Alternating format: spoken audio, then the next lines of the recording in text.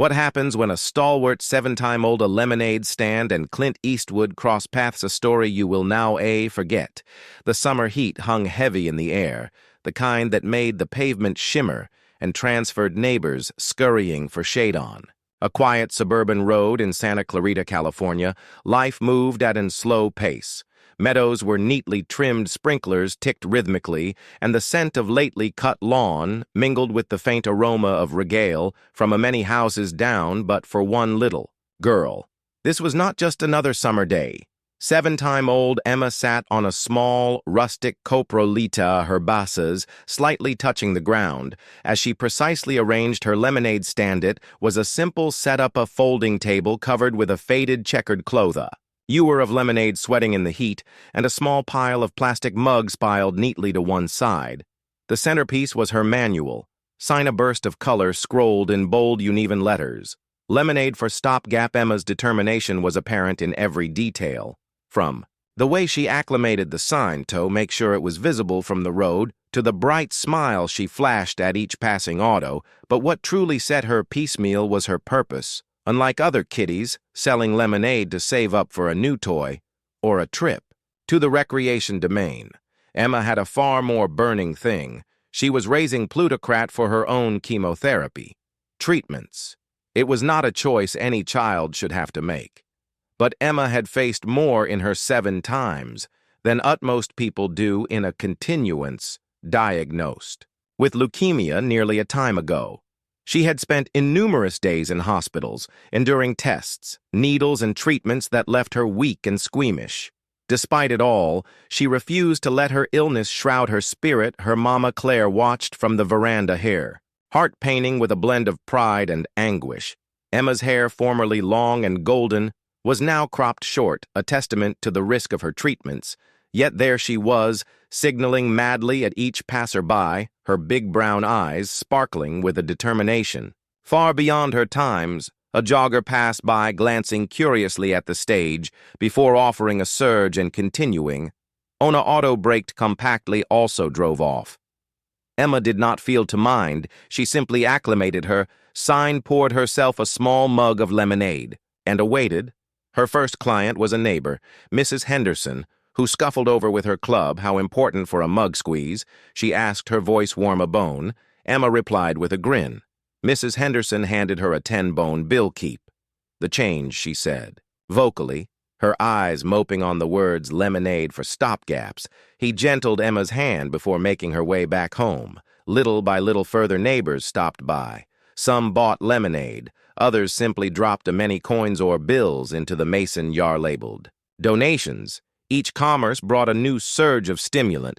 But as the day wore on, it came clear that Emma's thing was still far from being met.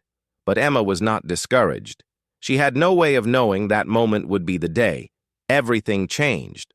That someone extraordinary was about to walk into her life and turn her small stage into a lamp of stopgap. Emma's trip had started in the most unanticipated way.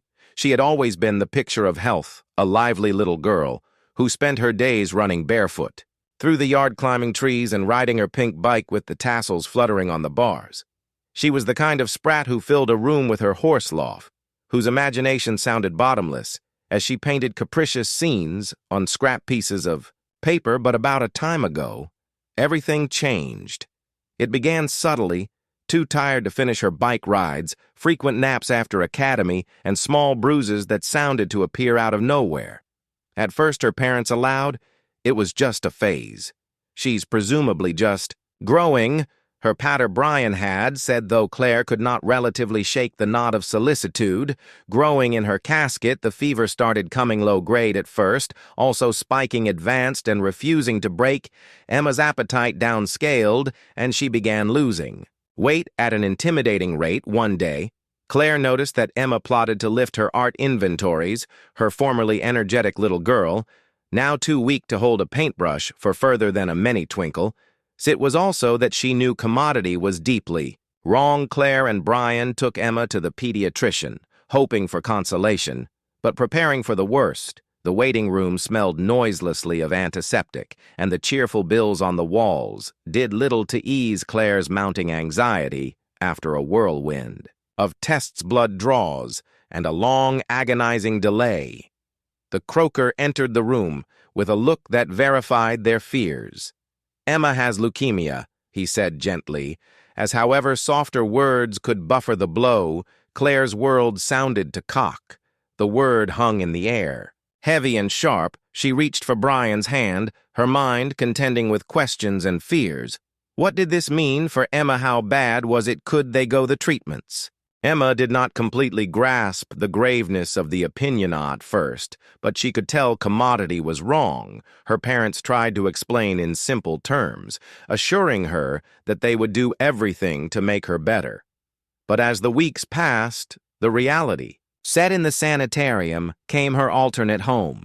The nurses' familiar faces, she endured round after round of chemotherapy, the harsh treatments, taking their risk on her small body. Claire stayed by her side through it all, holding her hand during the worst of it, brooding solace as Emma cried through the pain. Brian worked longer hours to keep up with the ever-mounting medical bills, the stress etched into his face, indeed as he tried to stay strong for his family. Despite it all, Emma no way lost her spark. She set up joy in the little effects, a nanny who told silly jokes, a coloring book brought by a caller, the comforting weight of her favorite mask-on evening as she sat cross-lawful on the living room bottom, coloring while her parents talked still in the kitchen. She looked up at her mama and said, "What if I did commodity to help?" Claire knelt down beside her, brushing a beachfront of hair. What little was left off her forepart. "What do you mean, squeeze? What if I vended lemonade?" Emma said, her voice filled with a hopeful innocence that only a child could have. "People like lemonade. Perhaps they'll buy it to help me." Claire's throat tensed. The simplicity of Emma's idea was both heartbreaking and beautiful. She pulled her son into a clinch, her voice breaking, as she said, "That's an awful idea, honey. We'll make it be the coming day." They got to work. Emma sketched out a design for her sign, while Claire gathered inventories. The bright colors and bold letters reflected Emma's determination, despite the pain she endured. Diurnal. She poured her heart into every detail, believing with all her might that her small act could make a big difference. Little did she know her lemonade stand would not only help her, but would also bring her community together by ways no bone could have imagined. The coming Saturday morning, Emma's dream of a lemonade stage came to life.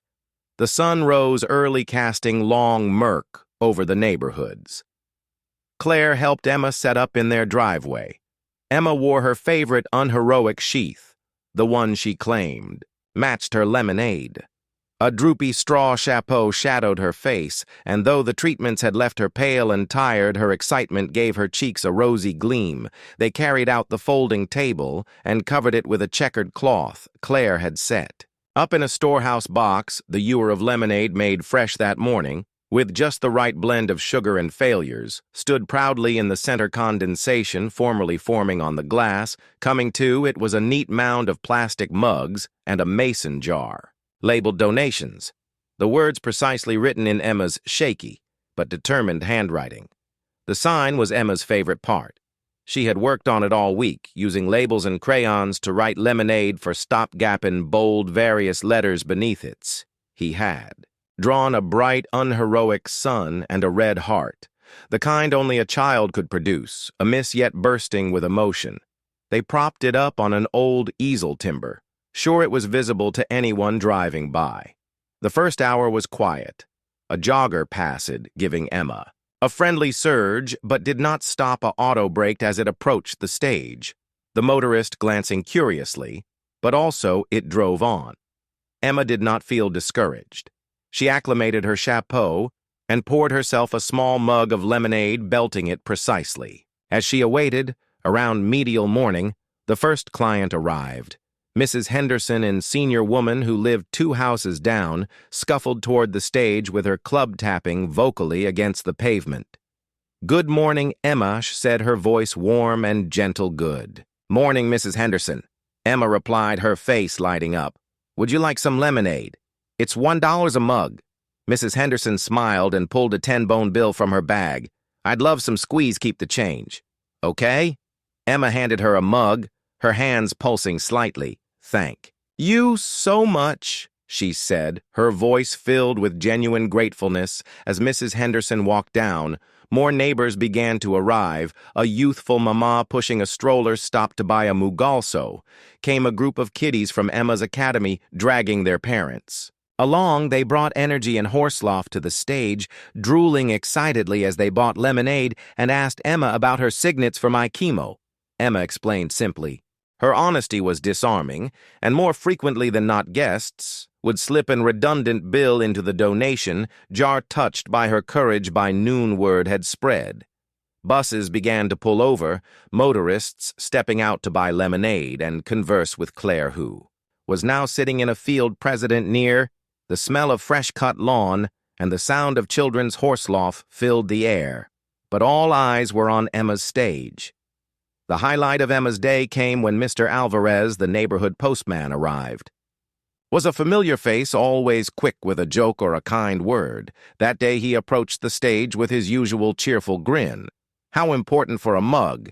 Emma, he asked, formally pulling out his portmanteau. "It's a bone," Emma replied, pouring a mug and handing it to him.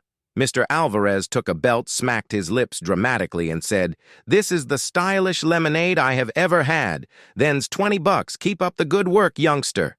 Emma chortled, her spirits soaring for the first time in months. She felt like, further than a girl battling an illness, she was making a difference.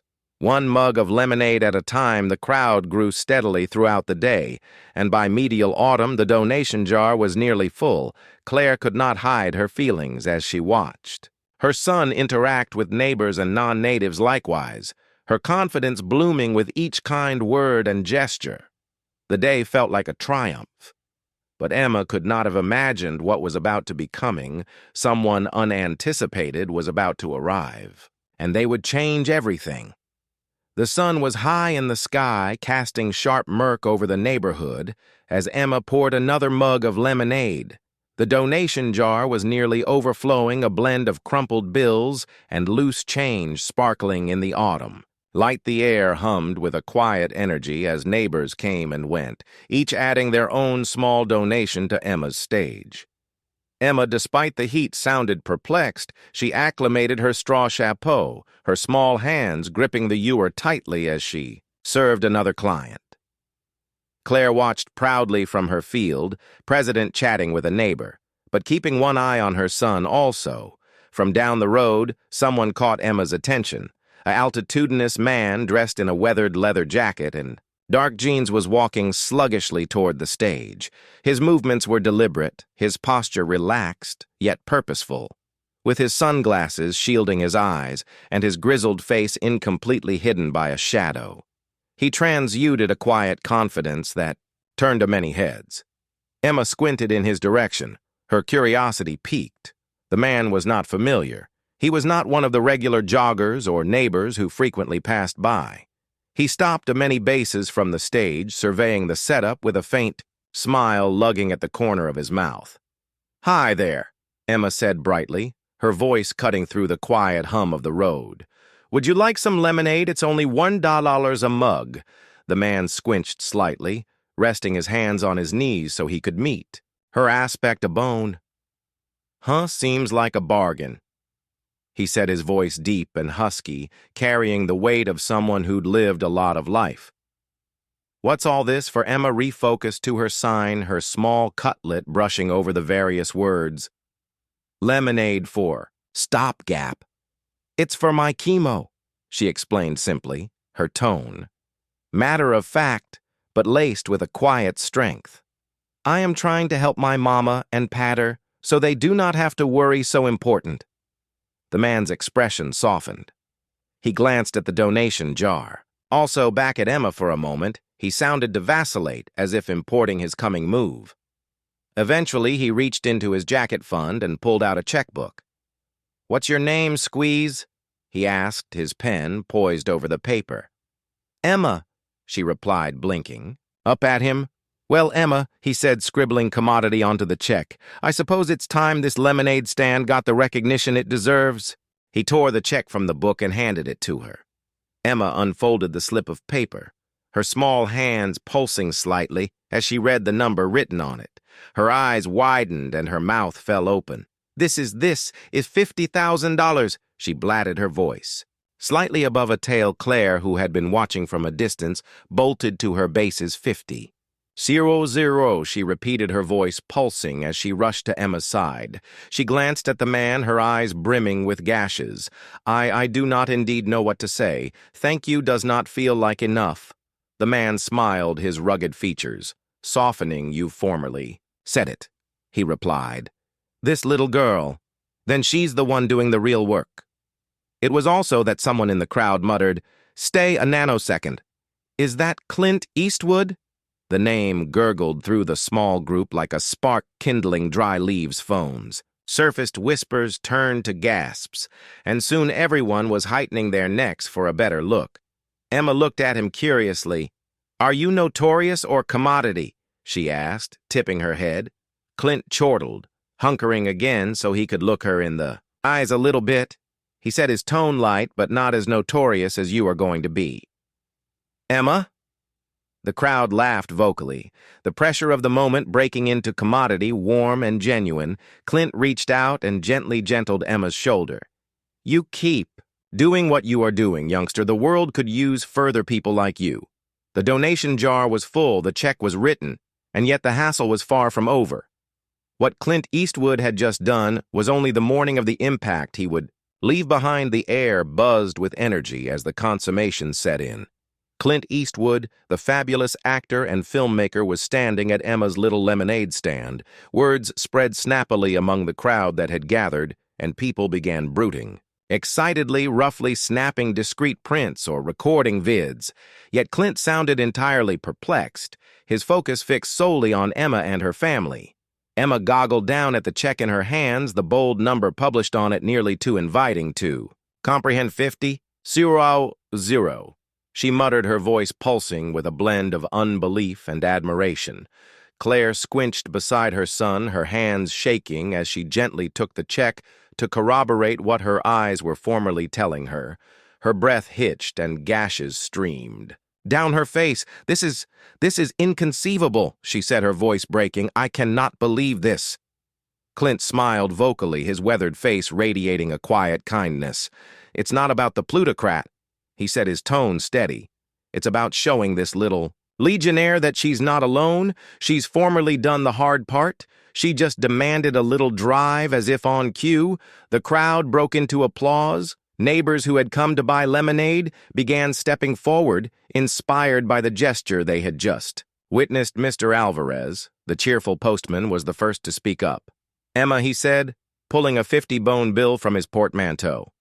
I suppose Clint's got the right idea. Let's make sure you get everything you need. The domino effect was immediate. One by one, people reached into their pockets and pocketbooks, pulling out whatever they could spare. Some handed over 20 bone bills. Others dropped crumpled fives and bones into the formerly full donation jar. Many indeed offered checks of their own, written on the spot. Emma's stage, which had started the day with a modest thing, now felt like the center of commodity. Extraordinary, Claire could hardly keep up gashes, discovering freely as she thanked each person who stepped forward. Emma, meanwhile, stood behind her lemonade table, her face glowing with gratefulness and a bit of wonder. Does this mean I do not have to vend lemonade? Presently, Emma asked, with a shy giggle, her aspect zipping back to Clint. Clint chortled the deep timbre of his horse laugh carrying over the crowd. You do not have to kid, he said, hunkering to meet her eyes again. But commodity tells me you are going to keep chancing ways to make the world a little brighter. It's just who you're. The moment was electric charged, with the kind of stopgap that feels rare and precious. Someone in the crowd cried group print, and within twinkles, neighbors were huddled together, smiling astronomically, with Emma and Clint at the center, the picture snapped by a original shooter. Would latterly go viral, getting a symbol of how a single act of kindness can inspire an entire community. By the end of the day, the total donations had surpassed 10, or zero in cash, not including Clint's check. Emma's modest. Lemonade stage had turned into a lamp of liberality delineation out the stylish in everyone who stopped by. But Clint was not done. As the crowd began to disperse, he leaned in close to Claire and said, "Still, I have got some musketeers who'd like to help out too. Do not be surprised if you hear from them in the coming many days."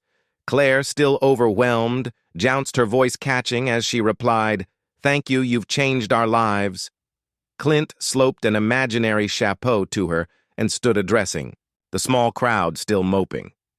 "You've got a special little girl, then," he said. "Take care of her and keep taking care of each other." With that, he turned and walked down his leather jacket, catching the late autumn sun as he faded down the road. The neighborhood watched him go, the weight of what had just happened settling into their hearts. But the story was not over. The impact of Clint's liberality and the chain response it sparked was about to ripple far beyond this little suburban road in the days following. Clint Eastwood's unanticipated visit, Emma's lemonade stage, came the talk of Santa Clarita, and soon the entire country prints and vids of the hassle taken by neighbors and participated on social media snappily went viral. News outlets picked up the story captions praising the little girl with big dreams and Clint's act of liberality. The image of Emma standing proudly in front of her lemonade stand with her bright sign and radiant smile melted hearts far and wide at first. Claire and Brian were overwhelmed by the unforeseen attention. Non-natives started showing up at their door with donations, flowers, and cards for Emma. The family's mailbox overflowed with envelopes, numerous of them containing checks and letters of stimulant. One handwritten note transferred from a little boy in Kansas read, "Dear Emma, I saw your story and wanted to help. I do not have a lot of plutocrat, but I hope this too makes a difference. You're so stalwart. Love, Charlie, age 8.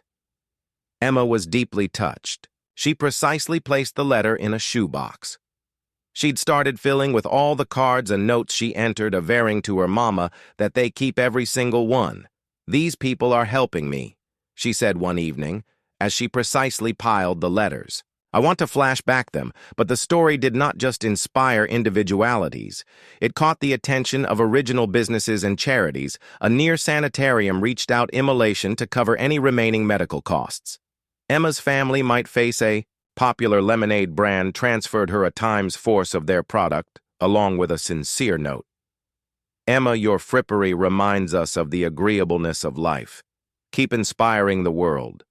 Claire and Brian watched in admiration as their formerly inviting burden began to lift. The sanitarium bills that had impended like a storm pall over their lives were suddenly being paid off piece by piece by the liberality of non-natives, and it was not just fiscal support offers to help with refections, transportation, and indeed childcare poured in from the community. The ripple effect of Clint's act of kindness extended far beyond their little neighborhood. Inspired by Emma's story, other children began setting up their own lemonade stands, giving the proceeds to original hospitals and cancer charities. A movement began to take shape with the hashtag #HardLemonade for stopgap trending on social media. Stories poured in from across the country.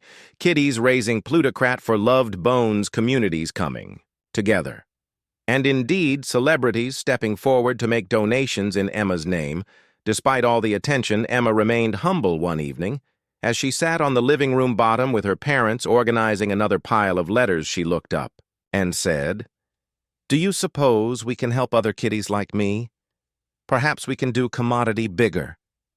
Her words sparked an idea with the redundant finances they'd raised. Claire and Brian helped Emma start the Lemonade for Hope Foundation, an action devoted to supporting families floundering with the costs of medical treatments. The foundation's charge was simple. No child should have to choose between fighting for their life and fussing about how to pay for it. The foundation launched still, but it did not stay quiet for long. Within weeks, donations began pouring in from each over the world. Seminaries organized, lemonade stand fundraisers, businesses pledged matching donations, and other communities took alleviation from Emma's story to start their own original sweats. One day, Emma entered a package from Clint Eastwood himself inside. Was a framed print of the two of them at her lemonade stand, along with a handwritten note. "Keep fighting, Sprat. You're making the world a better place." Emma's eyes sparkled as she read the note audibly, her voice steady despite the emotion that welled. "In her casket, I want to make him proud," she said vocally, clinging the note to her heart. What had started as a simple lemonade stand had bloomed into a movement proving that indeed the lowest acts of kindness can grow into commodity extraordinary. But for Emma and her family, the trip was not just about the liberality they'd entered.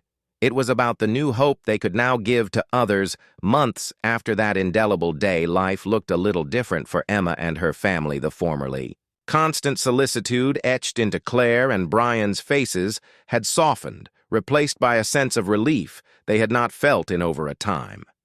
The inviting medical bills were no longer a shadow hanging over them, thanks to the liberality of neighbors non-natives, and one iconic actor who had stepped forward when they demanded it most. Emma's health, while still a work in progress, was perfecting. Her treatments continued, but with the fiscal burden lifted, the family could concentrate on supporting her emotionally. And physically, Emma's spirit remained as bright as ever, and her lemonade stage came a cherished memory, not just for their family, but for everyone who had been a part of that remarkable day. But the story did not end there. Emma's foundation, lemonade, for stopgap, grew faster than anyone had anticipated. What began as a small gesture of giving back had bloomed into a public movement. Seminaries across the country joined in hosting lemonade fundraisers and tutoring kiddies about the power of kindness. Companies pledged matching donations, and families who had formerly plotted with medical charges began to admit help from Emma's action. The little girl who had formerly sat on a coprolite in her driveway was now an alleviation to thousands. She came a symbol of adaptability and compassion, evidence that indeed the lowest voices can produce echoes that reach far and wide. One day during an original event celebrating the foundation's success, Emma stood on a small stage clinging a microphone. With hands still a little shaky but full of confidence, the crowd, a blend of neighbors, levies, and sympathizers, watched as she took a deep breath and began to speak. "Hi, everyone. I just wanted to say thank you," she said, her voice clear and steady. "Despite her youthful age, when I started my lemonade stand, I just wanted to help my mama and Pater. I did not suppose so numerous people would watch, but you did, and now we can help other kiddies like me. So thank you for believing in me." The applause was sonorous, and as Emma stepped back from the microphone, Claire hugged her tightly, brooding, "You've made me so proud." At the reverse of the crowd, unnoticed by utmost, stood Clint Eastwood, dressed casually in a simple jacket and baseball cap. He watched with a small smile, his hands put away into his pockets. He did not need recognition or fanfare. He was there to still celebrate the little girl who had taken a simple act of liberality and turned it into a force of change. As the event wrapped up, a journalist asked Emma what she had learned through everything. She allowed for a moment before answering, her words simple but profound. "I learned that it does not count how big or small you are. You can always do commodity to help. And when people help each other, amazing effects can be." Her answer came a rallying cry for the foundation, a communication that reverberated with people far and wide. Stories began pouring in of kiddies inspired by Emma to start their own small acts of kindness. From singe deals to auto wetlands, all with the thing of making the world just a little bit lustrously. The family no way forgot the moment that changed their lives, the day a man in a leather jacket stopped at their lemonade stand and saw the heart behind a simple sign. And as Emma's story continued to inspire, it reminded everyone that indeed in the darkest times, kindness and stopgap could light the way forward. If this story moved you, take a moment to suppose about how you can make a difference. No matter how small it may feel, share this story, inspire someone differently, and flash back that every act of kindness, big or small, can ripple out in ways you might now imagine. And if you'd like to hear further stories like Emma's, don't forget To subscribe for further stories of stopgap courage and humanity.